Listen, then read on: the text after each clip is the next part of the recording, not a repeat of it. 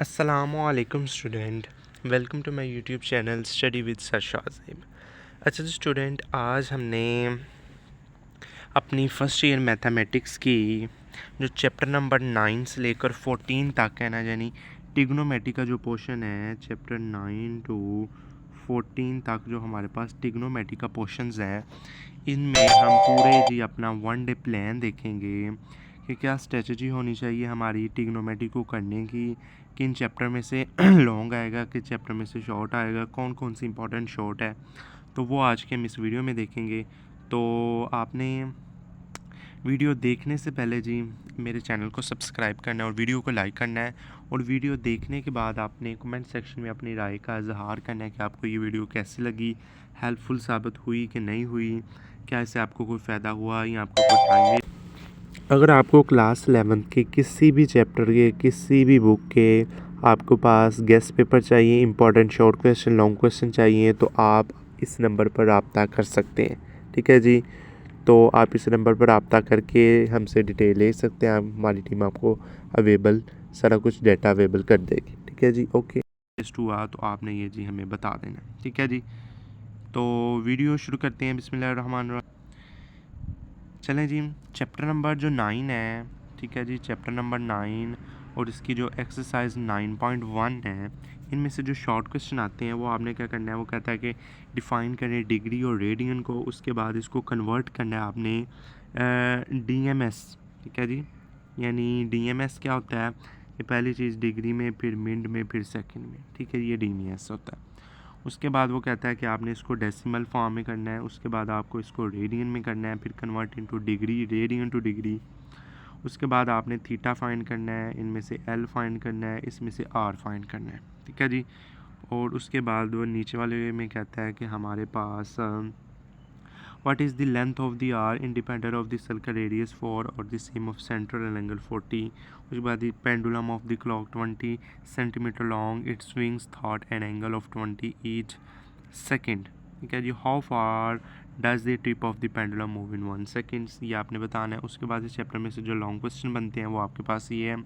Chapter number long question number जो 4 है, ये आपके पास इंतहाई इंपॉर्टेंट शॉर्ट के भी लिए और लॉन्ग के लिए भी है। ठीक है जी, वैसे 9.1 में से कोई लॉन्ग क्वेश्चन आता नहीं है, पर आपने जो क्वेश्चन नंबर 9 है इसको आपने लाजमी तैयार करना है, तो आपने इसको बता देना है कि 1/2r² थीटा हम किस तरह फाइंड कर सकते हैं। ठीक है जी, उसके बाद एक्सरसाइज 9.2 आ जाती है। इसमें वो कहता है कि आपने बताना है कि एंगल, ठीक है जी, and angle is standard position क्या होती है, क्वाड्रेंट एंड एंगल क्या होते हैं, इनमें आपने थीटा फाइंड करना है। ठीक है जी, साइन थीटा, तो इसमें से आपने कॉस थीटा फाइंड करना है। कॉस थीटा दिया हुआ है, फोर्थ क्वाड्रेंट में लाइज करता है, बाकी रिमेनिंग ट्रिग्नोमेट्रिक फंक्शन फाइंड करने हैं।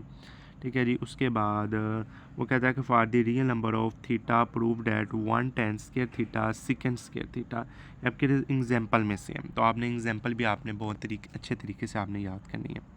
ठीक है जी, उसके बाद इस चैप्टर में जो लॉन्ग क्वेश्चन आते हैं वो हमारे पास देखें कि कॉट थीटा आपको दिया हुआ है, तो वो कहता है कि आपने कॉज एंड कोसिकन थीटा फाइंड करना है, और पहले क्वाड्रेंट में ये लाइंस नहीं करता। ठीक है जी, उसके बाद कोसिकन थीटा दिया हुआ है, तो आपने क्या फाइंड करना है, रिमेनिंग ट्रिग्नोमेट्रिक फंक्शन फाइंड करनी है। ठीक है जी, उसके बाद आपको टेन थीटा दिया हुआ है, तो आपने इसकी वैल्यू फाइंड करनी है। उसके बाद कॉट थीटा दिया हुआ है, तो आपने इसकी वैल्यू फाइंड करनी है। ये लॉन्ग क्वेश्चन है, इंपॉर्टेंट लॉन्ग क्वेश्चन है इस चैप्टर के। ठीक है जी, उसके बाद एक्सरसाइज 9.3, इसमें से जो शॉर्ट क्वेश्चन बनते हैं वो क्या होता है कि पहले को आपने वेरीफाई करना है, प्रूव करना है लेफ़्ट राइट, दूसरे को भी लेफ़्ट राइट, फिर लेफ़्ट राइट, फिर लेफ़्ट राइट। ठीक है जी, उसके बाद वो कहता है कि थीटा 30 और 40 डिग्री के हिसाब से इन दोनों की आपने एक लेफ़्ट को राइट के प्रूव करना है। और क्वेश्चन नंबर जो 3 है, इसमें से आपने एक्स की वैल्यू फाइंड करना है। इंतहाई इंपॉर्टेंट शॉर्ट क्वेश्चन है। ठीक है जी, उसके बाद जो नीचे वाली हैं ये वैसे इतना आता तो नहीं है, तो आप इसे क्वेश्चन नंबर 4 को आप छोड़ भी सकते हैं। ठीक है जी, क्वेश्चन नंबर 4 को आप छोड़ भी सकते हैं।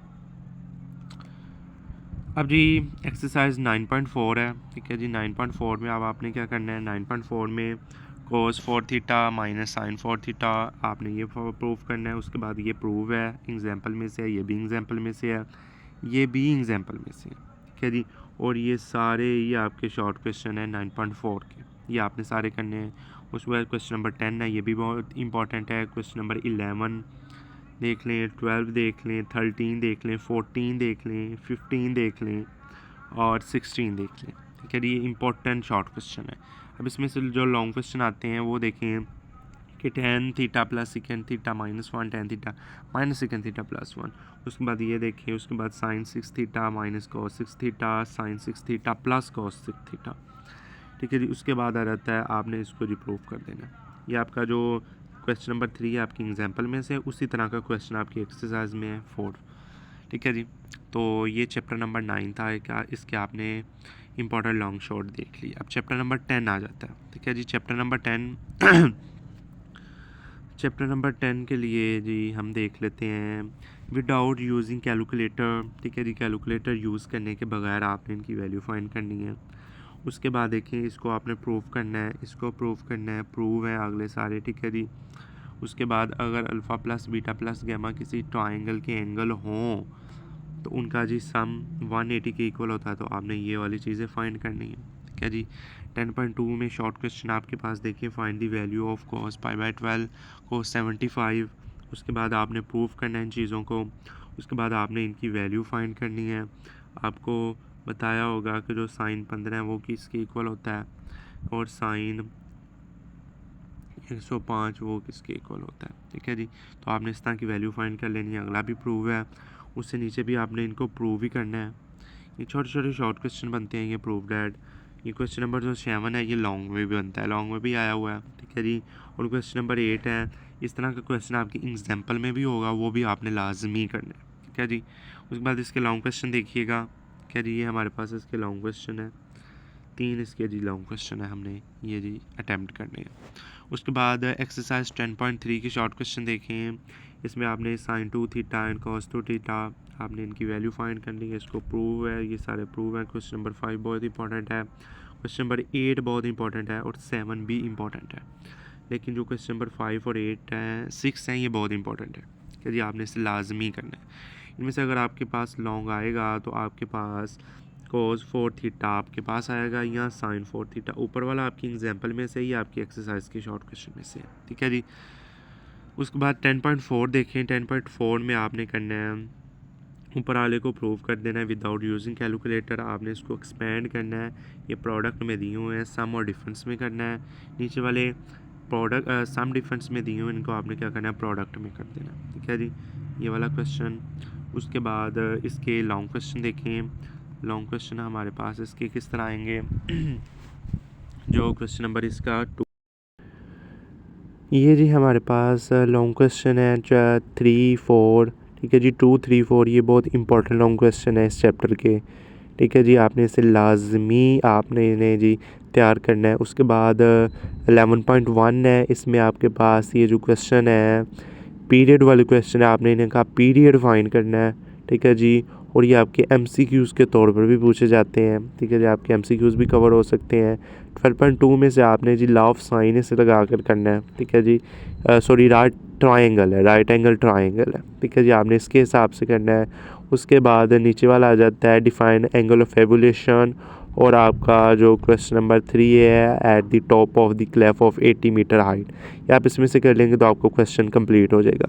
उसके बाद 12.4 है, इसमें से आपने लॉ ऑफ साइन लगा कर क्वेश्चन को हल करना है। उसके बाद 12.5 है, उसमें से law of cosine, law of tangent और नीचे वाला को भी लॉ ऑफ कोसाइन से ही आपने करना है। ठीक है जी, और इसका जो लॉन्ग क्वेश्चन आएगा वो आपको लॉ ऑफ टेंजेंट के हिसाब से आएगा। ठीक है जी, अब हमारे पास अगली एक्सरसाइज 12.6 आ जाती है। इसमें जी आपने इनको सॉल्व करना है।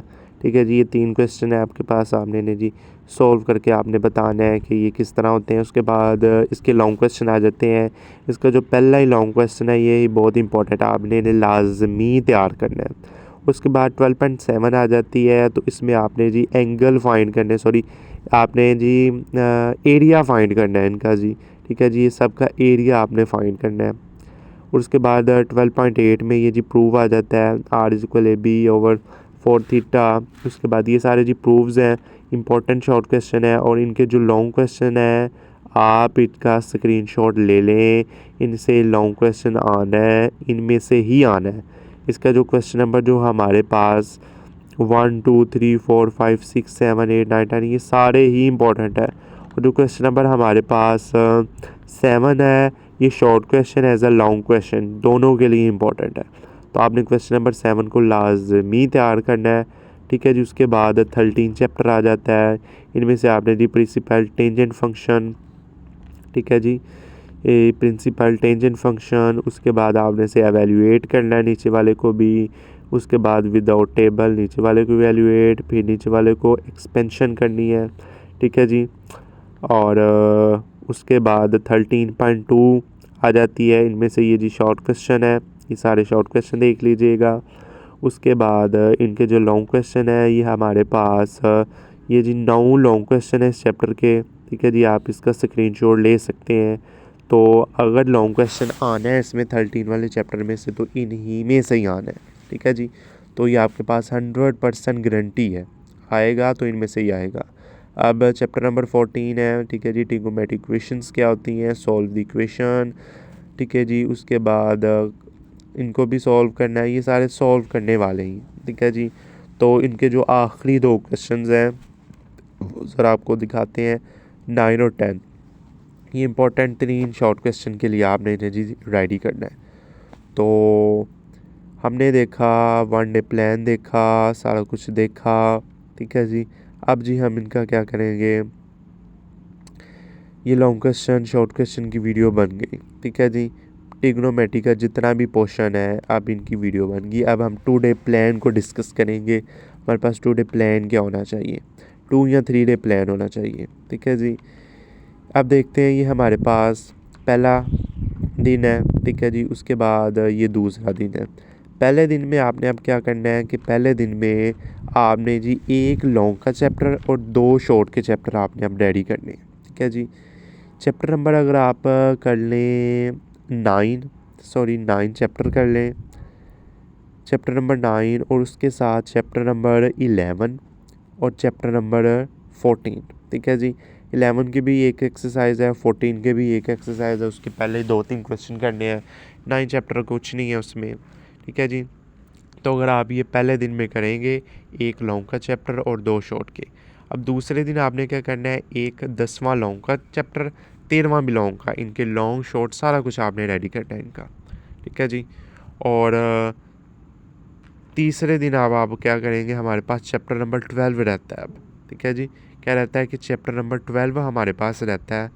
तो आपने क्या करना है कि तीसरे दिन आपने चैप्टर नंबर 12 को आपने जी सॉल्व कर लेना है पूरे के पूरे को, ठीक है जी। चैप्टर नंबर 12 को आपने तीसरे दिन आपने सॉल्व कर लेना है। तो ये तो हमारा होगी प्लानिंग स्ट्रेटजी होगी, हमने क्या करना है, किस तरह से ट्रिग्नोमेट्री को हमने सॉल्व करना है।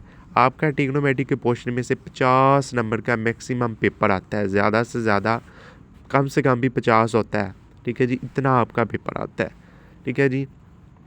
पहले तो एमसीक्यूज़ आ जाते हैं, 13 से लेकर 20 तक इसके एमसीक्यूज़ हैं, 18 नंबर के शॉर्ट क्वेश्चन है, 20 नंबर के आपके पास क्या आ जाते हैं, लॉन्ग क्वेश्चन आ जाते हैं, ठीक है जी। 20 नंबर के आपके पास लॉन्ग क्वेश्चन आ जाते हैं। तो ये जी 20 और ये जी 10, 30 और 38, यानी आपके पास 50 नंबर का आपके पास ये जी पेपर आ जाता है, ठीक है जी। 50 नंबर आपके इस पेपर में आ सकते हैं अगर आप ट्रिग्नोमेट्री को सॉल्व कर लेते हैं, ठीक है जी। तो ये थी आज की हमारी स्टूडेंट वीडियो। इस वीडियो में इतना ही, इंशाल्लाह अगली वीडियो से आपसे डिटेल से मुलाकात होगी। अल्लाह हाफिज़।